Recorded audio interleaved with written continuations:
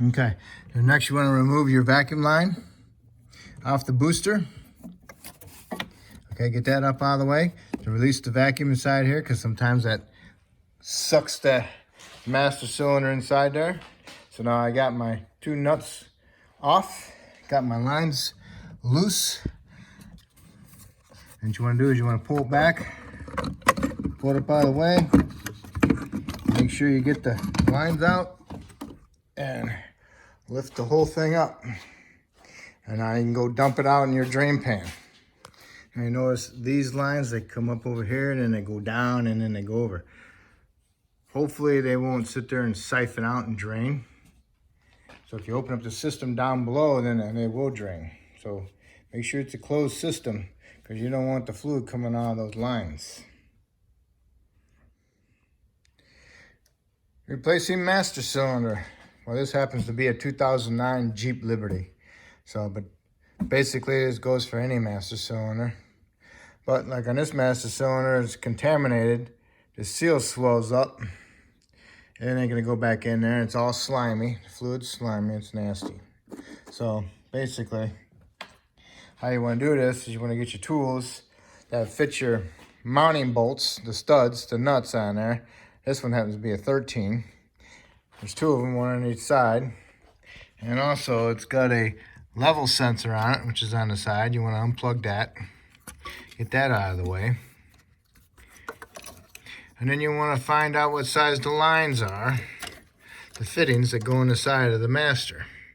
And this one happens to be 12 millimeter. There's two of them down there, two lines. So what you wanna do is break them loose, get them kind of loose. Go over here and loosen up your nuts for your master cylinder. Take one off and get one loose. And go ahead and undo your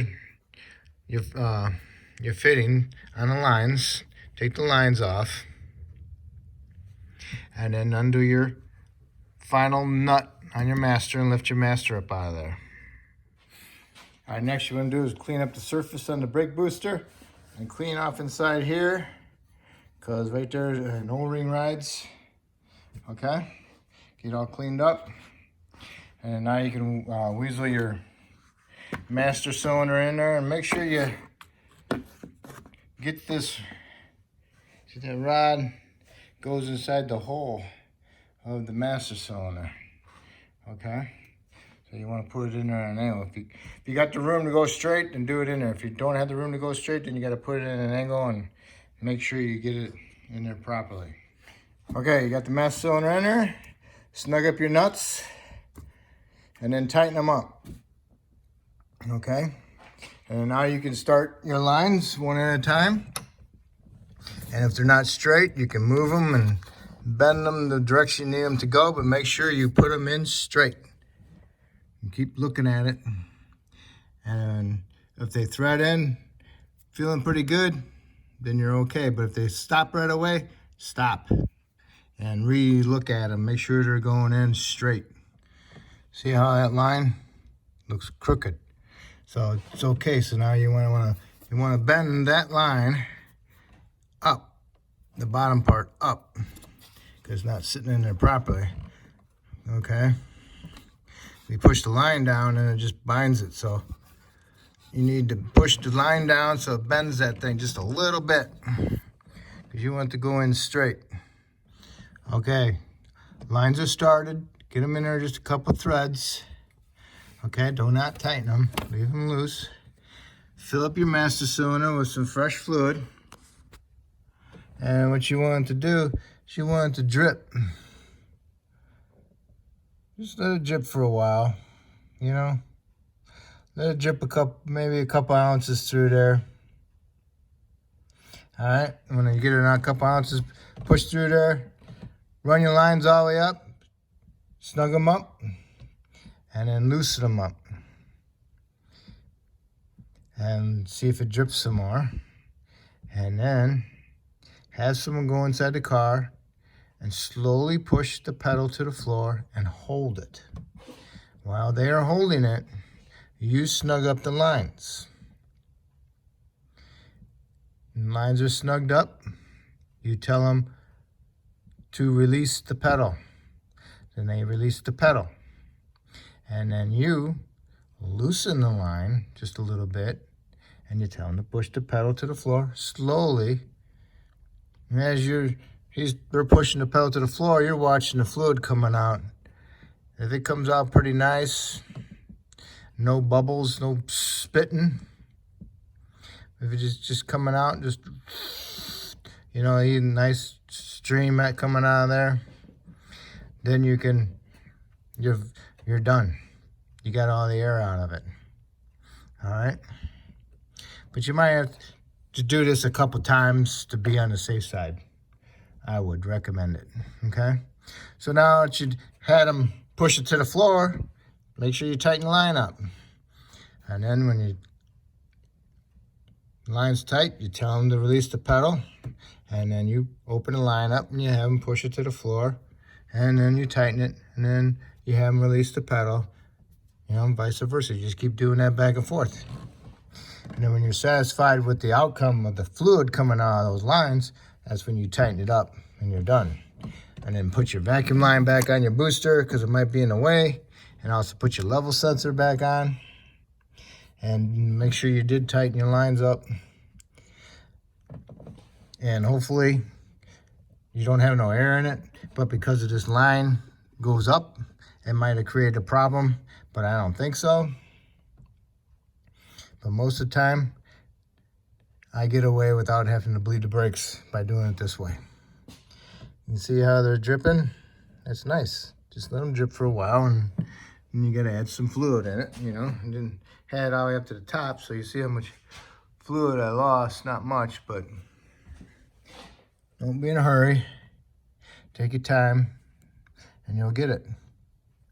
And then after you're all done, if you feel the pedal's a little low, then yeah, you have to go to the tires and bleed them that way at the tires. Okay?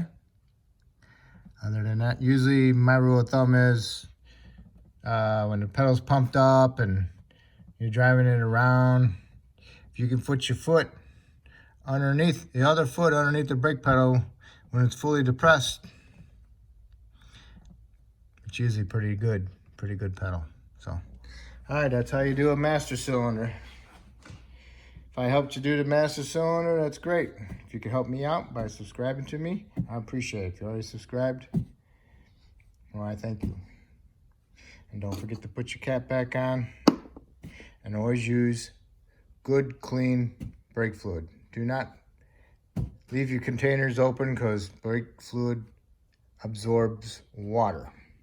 Okay? All right, well, thank you. Hey, everything's good. But how do you do this by yourself? So what I do is make sure my vacuum line's hooked up. I'll start it up, have the engine running. I'll loosen my line up about a half a turn.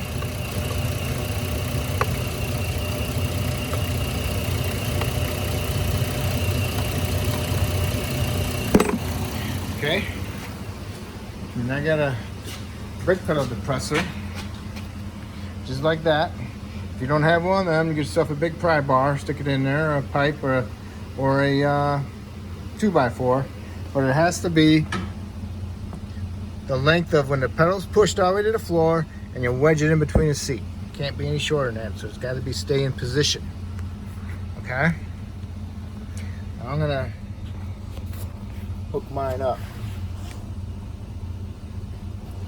I'll do this with one hand. Okay. Anyway, here we go. All right.